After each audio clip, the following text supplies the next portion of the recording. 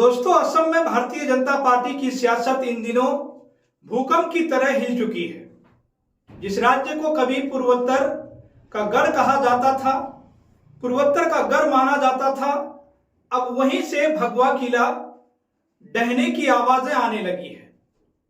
जी हां दोस्तों, पार्टी के भीतर जो आग इस वक्त दिखने लगी है, जो कोई छोटी मोटी चिंगारी नहीं है, बल्कि एक ऐसी बगावत है जो आने वाले महीनों में भारतीय जनता पार्टी के जरें हिला सकती है। दोस्तों, असम में पूर्व केंद्रीय मंत्री और 4 बार के सांसद रहे राजेंद्र गोहेन समेत 18 भारतीय जनता पार्टी के नेताओं ने पार्टी से इस्तीफा देकर जिस तरह से विद्रोह का बिगुल फूंका है, उसने सीएम हेमंता बिस्वा शर्मा और दिल्ली की भारतीय जनता पार्टी के लीडरशिप की नींद उड़ा चुकी है।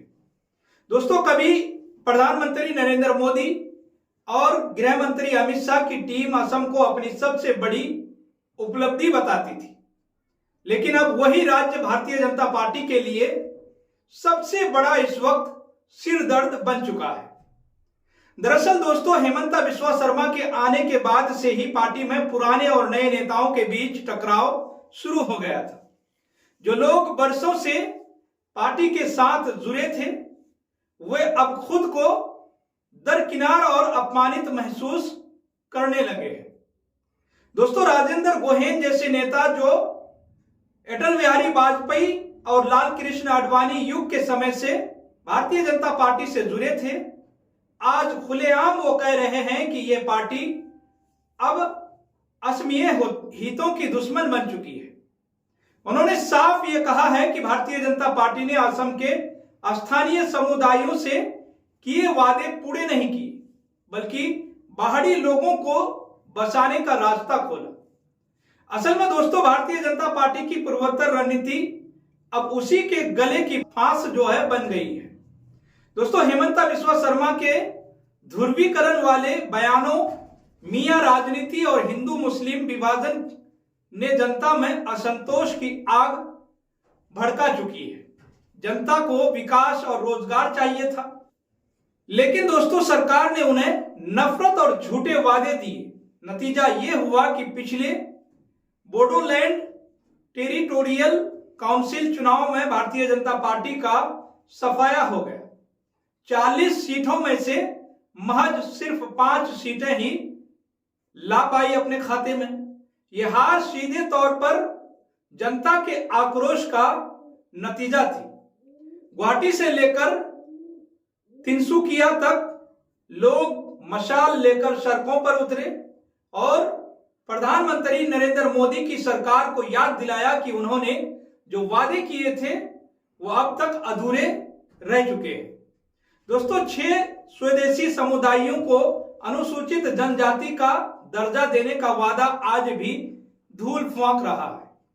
यही वजह है कि अब जनता के सब्र का बांध टूट चुका है और पार्टी के भीतर भी पुराने सिपाही बगावत पर उतर आ गए। 3 दशक तक भारतीय जनता पार्टी के प्रति वफादार रहे गोहेन और उनके समर्थकों ने जब सामूहिक इस्तीफा दिया तो यह सिर्फ एक राजनीतिक घटना ही नहीं है, बल्कि उस तिलमिलाहट की गूंज थी जो लंबे समय से पार्टी के भीतर पनप रही थी। दोस्तों, असम में अब भारतीय जनता पार्टी की हालत उस थकी हारी गाड़ी जैसी हो चुकी है जिसका एक पुर्जा फिट करो तो दूसरा ढीला पड़ जाता है।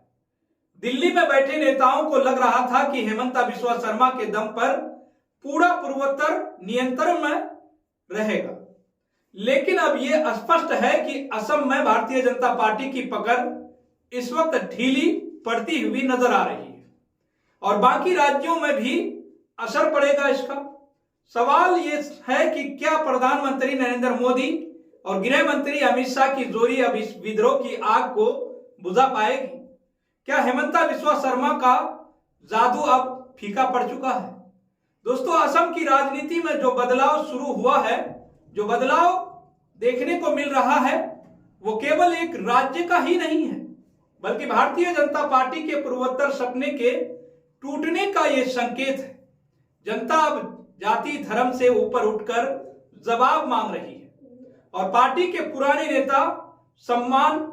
अगर भारतीय जनता पार्टी ने इस बगावत को गंभीरता से नहीं लिया तो आने वाले विधानसभा चुनाव में उसे केवल असम ही नहीं बल्कि पूरा पूर्वोत्तर हाथ से निकलता हुआ जाता दिखेगा। दोस्तों, भारतीय जनता पार्टी का जहाज अब डूबने की स्थिति में आ चुकी है और इस बार चूहे नहीं बल्कि कप्तान खुद नाव छोड़कर भाग रहे हैं। यही है दोस्तों असम के मौजूदा राजनीतिक भूचाल का असली कहानी। जी हां दोस्तों, इस खबर में इतना ही। आप इस पूरी रिपोर्ट को लेकर क्या सोचते हैं, आपकी क्या राय है? आप अपनी राय हमारे कमेंट सेक्शन में जरूर बताइएगा। और दोस्तों, साथ ही अगर आपने केनी न्यूज को अभी तक सब्सक्राइब नहीं किए हैं तो सब्सक्राइब जरूर कर लें और बेल आइकन को भी दबाना ना भूलें।